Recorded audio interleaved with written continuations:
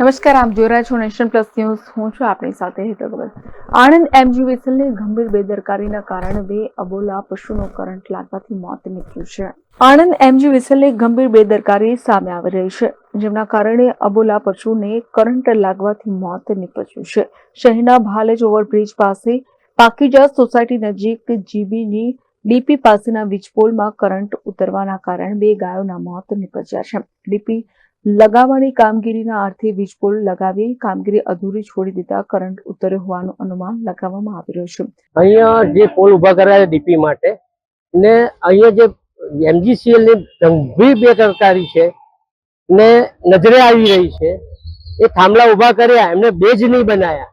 અહીંયા મુખ્ય રસ્તો આવેલો છે, અવર જો બાળકો બી રમતા હોય છે ત્યાં, ને ત્યાં સ્થાનિક આગેવાને અહીંયા એમજીસીએલ ને કમ્પ્લેન કરેલી કે થાંભલા નમી જશે તો અહીંયા કરંટ અડી જશે તો કોઈ જવાબદાર કોણ?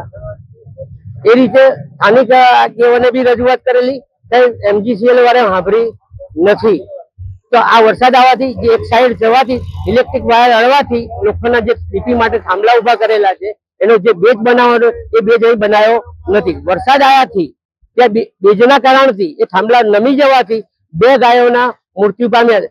એ તો સારી વાત છે કે બાળકો, વરસાદ હતો એના લીધે બાળકો બહાર રમતા નતા, તો જાનહાનિ બાળકોની થાત, કોઈ બી માણસ વ્યક્તિની થાત. આનંદથી દિનેશ પટેલની સાથે Hiren Shah, Nation Plus News, Khambhat. સમાચારોના સતત અપડેટ મેળવવા માટે અમારી નેશન પ્લસ ન્યૂઝની યુટ્યુબ ચેનલને સબસ્ક્રાઇબ કરો, બેલ આઇકન દબાવો અને જોડાયેલા રહો ફેસબુક, ઇન્સ્ટાગ્રામ અને ટ્વિટર પર.